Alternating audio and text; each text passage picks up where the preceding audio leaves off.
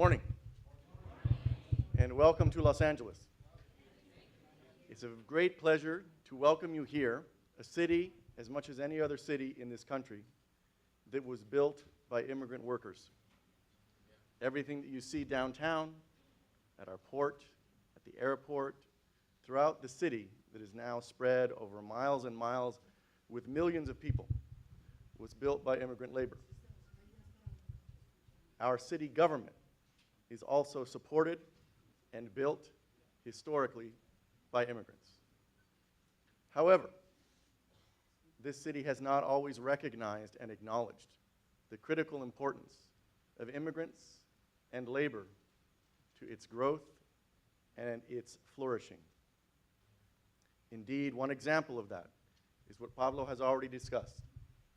Despite the fact that this city, this county, this region, was built by immigrant workers, we have faced a 20-year struggle to ensure that day laborers have their constitutionally granted right to seek work, to seek honest, legal work in this county. As Pablo mentioned, 18 years ago, a state court dealing with a case from a city just up the coast called Agoura Hills ruled that constitutionally, that legally, a city like Agoura Hills could prevent day laborers from seeking work on their sidewalks. 18 years later, as Pablo has explained, we are on the cusp this week of finding out from the United States Supreme Court whether a better decision, a more appropriate decision, a more consistent decision with the history and constitution of this nation will be upheld by the United States Supreme Court. This decision out of Redondo Beach that would reverse that decision from 18 years ago, that state court decision from 18 years ago, is critically important not just to this region, not just to day laborers, but to this country. And it came through 20 years of continual struggle by jornaleros throughout this region, and as Pablo mentioned, throughout the country, who worked together to organize, to challenge, using the legal system, this constitutional deprivation.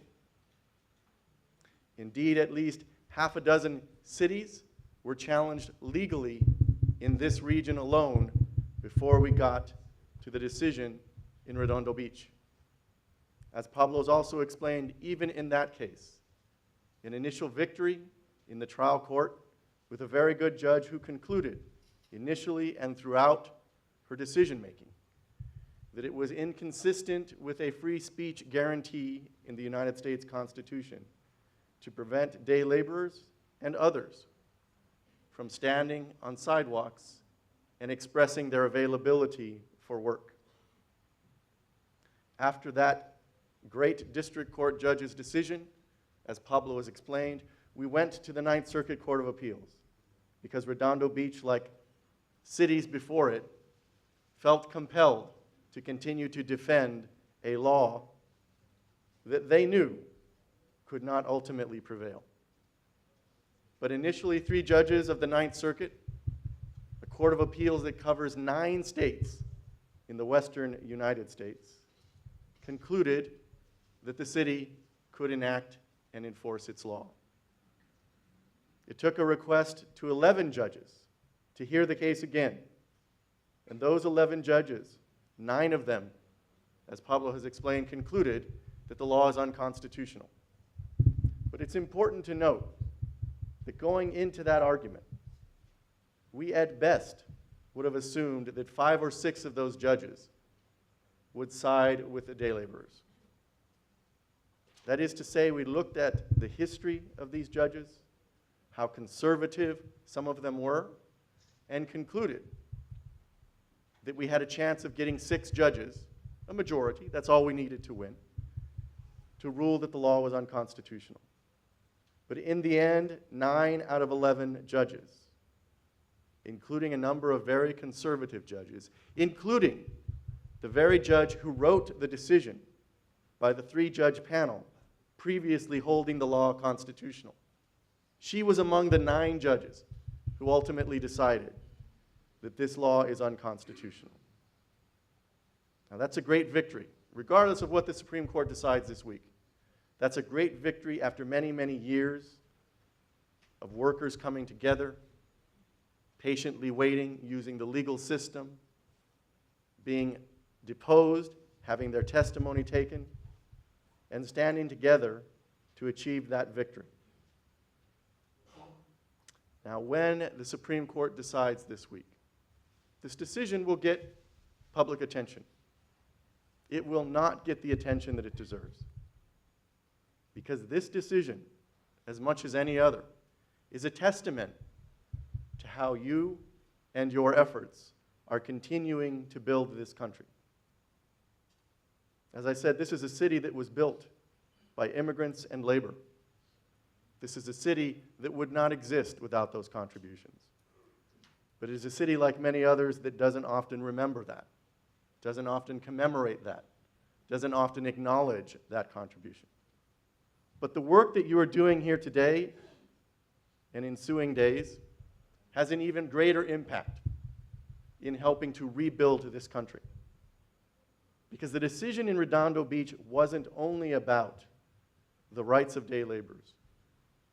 It was about vindicating the right of every person in this country to exercise free speech activities on sidewalks in every state around the country. Now, it's a victory in the face of folks on the other side who would seek to change this nation, to restrict the rights of day laborers and others to engage in free speech. There was a concerted campaign, a concentrated effort by restrictionists on the right to have laws like Redondo Beach's enacted across the country. FAIR, an organization well known to have been born out of hate and whose mission is to restrict the rights of immigrants. FAIR is an organization that placed on its website over many years a request that its members, that its supporters seek to enact anti-day labor solicitation laws across the country. It is no accident, then, that restrictions on the rights of day laborers and others to solicit work while standing on sidewalks is also a critical component of Arizona's SB 1070, of the following laws in Alabama and Indiana. There was a concentrated effort that continues today by the restrictionists to continually cut back on our constitutional rights. Not just the constitutional rights of day laborers, not just the constitutional rights of hardworking immigrants, but on the constitutional rights of everyone living in this nation. They seek to go backwards.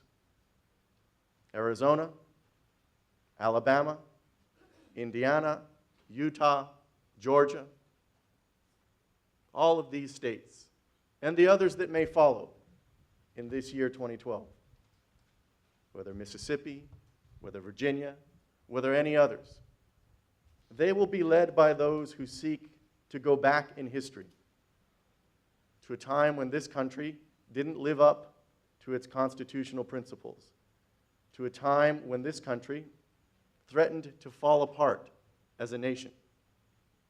These states and their leaders seek to establish a different environment than the rest of the country, seek to establish a different regime than that led by President Obama in Washington.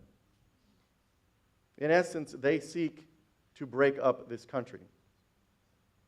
So the work that you do in challenging those efforts, whether efforts by Redondo Beach, Agoura Hills, Upland, Rancho Cucamonga, Los Altos, Cave Creek, Arizona, across the country, wherever you challenge those local ordinances, you are seeking to vindicate not just the rights of yourselves, but the Constitution that is of such critical importance to everyone living in this nation.